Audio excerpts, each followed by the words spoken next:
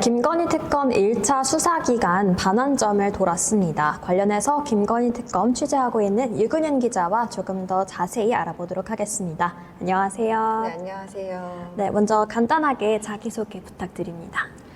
네, 저는 뉴스토마토 유근윤 기자고요. 현재 김건희 특검에서 도맡아서 취재하고 있습니다. 네, 김건희 특검 도맡아 취재하고 있는 만큼 오늘 이 부분 좀 더 자세히 짚어볼 텐데요. 이 김건희 씨 계속해서 진술 거부권을 행사하고 있습니다. 그만큼 이 혐의에 연루된 키맨 4인방이라고 불리는 건진법사 전성배 씨, 또 윤영호 씨, 이종호 씨와 이 김예성 씨, 이 키맨 4인방이 굉장히 중요할 것 같아요. 예, 그렇습니다. 김건희 씨 구속 후 3번 소환 조사됐는데 네. 이제 계속해서 진술을 거부하거나 관련된 의혹에 있어서 부인을 하고 있는 상황입니다. 최근 특검은 김 씨를 소환해서 구속 영장에 적시됐던 도이치모터스 주가 조작 사건이라든지 명태균 공천 개입 건, 그리고 건진법사 공천 개입 혹은 통일교 청탁 의혹 건 등에 대해서 이제 수사를 하고 있는데, 이제 김 씨의 경우는 대다수의 진술을 거부하고 있는 상황입니다.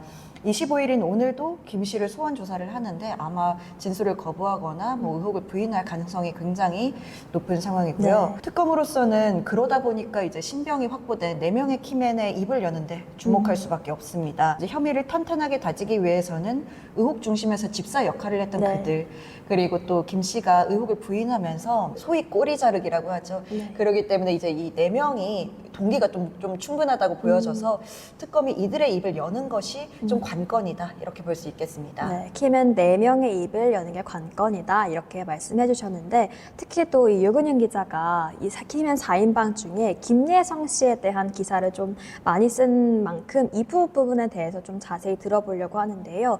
이 김건희 집사라고 불리는 김예성 씨, 김 씨, 이 김건희 씨 어떤 혐의를 밝혀줄 인물인가요?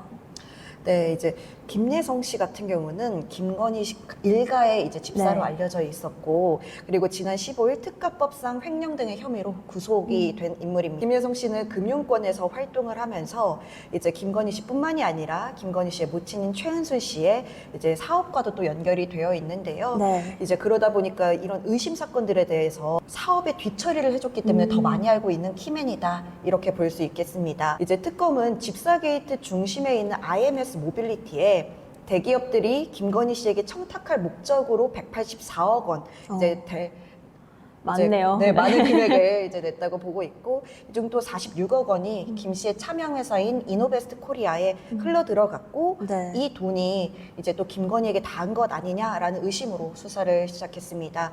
김예성 씨는 이뿐만이 아니라 김건희 씨와 오랜 지인이기 때문에요. 김건희 씨 일가에 얽힌 뇌물이나 정치자금법 위반, 횡령 의심 사건들의 의혹을 밝혀줄 것으로 예상되고 있습니다. 네, 말씀하신 것처럼 이 김건희 씨와 오랜 기간 지인으로 친하게 지내온 것으로 알려져 있는데, 이 김예성 씨와 김건희 씨의 인연은 언제부터 어떻게 시작된 건가요? 저희가 이 얘기를 하려면 네. 이제 많은 시간을 거슬러 올라가야 되나요? 많은 시간을 거슬러 올라가야 되는데, 네. 특검이 가장 먼저 발족했을 때가 이제 생각이 납니다. 네. 왜냐하면 사실 집사는 주인의 돈을 관리하는 사람인데, 이제 뉴스타파 보도로 집사 게이트가 이제 알려지게 됐거든요. 네. 그간 도이치모터스 주가 조작 의혹이나 명태균처럼 좀 알려진 것과 다르게 이제 좀 특검이 시작되면서 갑자기 터진 새로운 줄기였죠. 네, 그렇게 됐습니다. 이제 김예성 씨가 윤석열 씨 탄핵 이후 보름 뒤인 이제 4월 20일경에 베트남으로 출국을 해서요. 8월 11일까지 되게 꽤 오래 도피 생활을 하거든요. 도피 직전에 언론 보도에 자기가 밝힌 바에 의하면 20년 전 사적 모임에서 처음 만났다고 이제 이렇게 얘기를 합니다. 네. 그러면 2003년부터 2004년경에 만났다고 이제 본인이 진술한 건데, 그간 김건희 씨와 김예성 씨는 2010년경 서울대 경영전문대학원에서 연을 맨 처음 맺었다, 좀 이렇게 알려져 있었거든요. 그거보다 훨씬 10년 넘게 그쵸, 더 그쵸. 먼저 알고 있었던 거네요. 오래 전서부터 알게 된 네. 겁니다. 이제 저희에게 들어온 제보나 아니면 취재한 바에 따르면 김예성 씨는 김건희 씨를 굉장히 오랫동안 알았던 만큼 누나라고 부른다던가 아니면 윤석열 씨에게 뭐 매형이라고 부르는 듯 그만큼 굉장히 가까운 사이였던 거죠. 네, 친분을 과시하곤 했었는데요. 김예성 씨는 이제 금융권에 종사하면서 2011년 로버스트 인베스트먼트라는 투자 자문 사업을 했던 인물입니다. 그때쯤 김건희 씨와 학교를 다니면서 친분을 쌓았을 텐데 김예성 씨는 김건희 씨 일가의 사업을 그때부터 이제 도와준 것 아니냐 이렇게 네. 보여지고 있죠. 가장 먼저 대표적으로 얽혀 있는 거는 김건희 씨의 모친 최은순 씨 그리고 오빠 김진우 씨가 이제 진행을 했던 사업인데 양평 공흥지구 개발에서 2013년 4월부터 10월까지 이제 사문서를 위조한 혐의가 또 법원에서 인정되기도 했습니다. 이미 인정이 된 네, 사례인 이미 거죠. 인정이 된 네. 사안이고 이제 형이 징역 6개월형에 이제 집행유예 2년형이 네, 나왔습니다.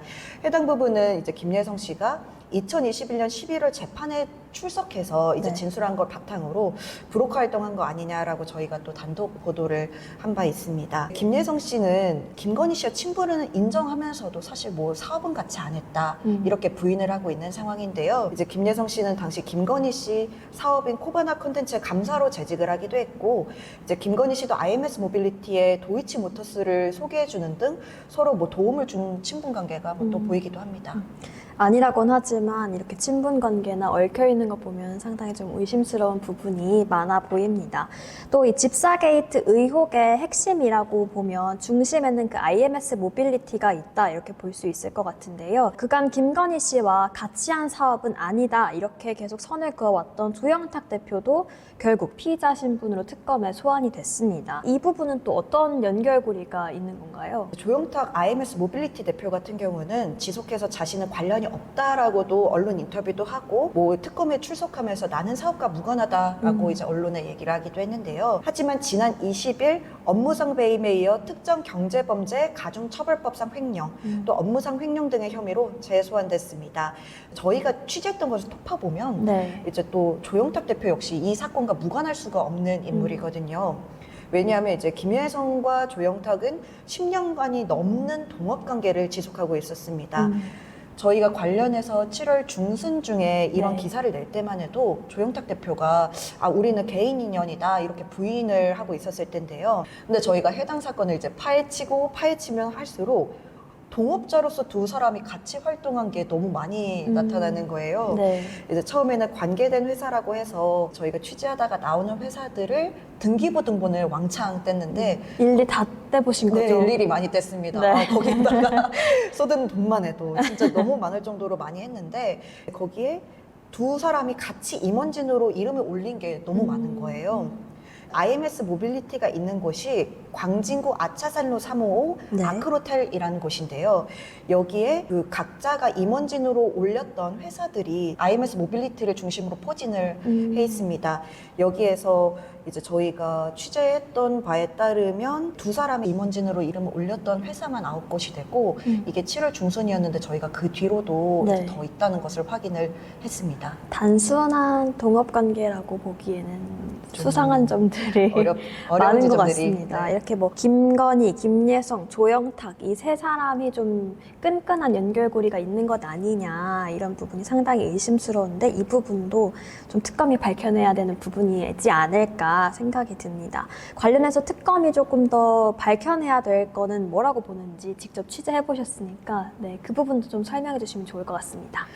네, IMS 건 같은 경우는 사실 7, 8월과 두 달간 정말 네. 단독이 매일같이 이제 쏟아졌어요.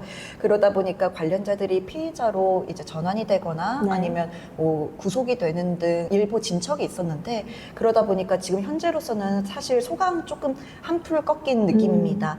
하지만 그럼에도 불구하고 여전히 의혹이 너무 많고 특검이 횡령 금액 등을 특정했음에도 김예성, 조영탁, 김건희 씨 이 세 사람 모두는 서로 관계가 없다고 부인을 하고 있거든요. 그러다 보니까 이 단단한 연결고리를 특검이 어떻게 찾아내느냐가 관건이 될 것 같습니다. 뭔가 연결은 돼 있는 것 같은데 그게 언제부터 어떻게 명확하게 연결이 어떻게 됐는지 이 부분이 드러나지 않아서 그 부분을 좀 밝혀내야 된다 이렇게 좀 정리하면 될까요?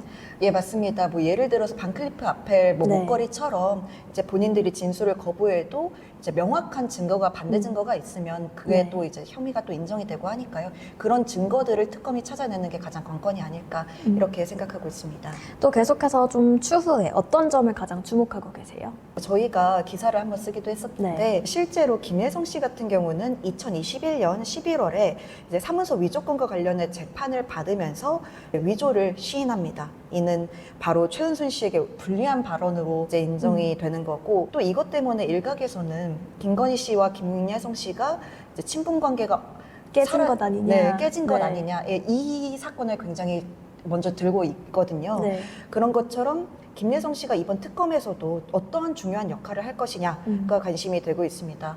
어차피 뭐 김건희 씨가 마음을 갑자기 바꿔서 진실을 뭐 밝힌다거나 아니면 의혹을 인정하거나 이럴 가능성은 좀 지금으로선 낮다고 판단이 되기 때문에요. 네. 주변 키맨들의 입을 특검이 어떻게 열어낼 수 있느냐가 관건이라고 보여집니다. 김예성 씨가 소위 말하는 배신을 할 수 있을 것인지 그렇습니다. 어디까지 배신할 수 있을 것인지 어디까지 이 진실을 밝혀낼 것인지 이 부분을 조금 같이 주목해 보시면 좋을 것 같습니다. 네, 오늘 유근윤 기자와 함께 이야기 나눠봤는데요. 계속해서 좋은 취재 부탁드리고 또 나오셔서 새로운 정보 전달해 주셨으면 좋겠습니다. 알겠습니다. 네, 오늘 함께 해주신 여러분 고맙습니다.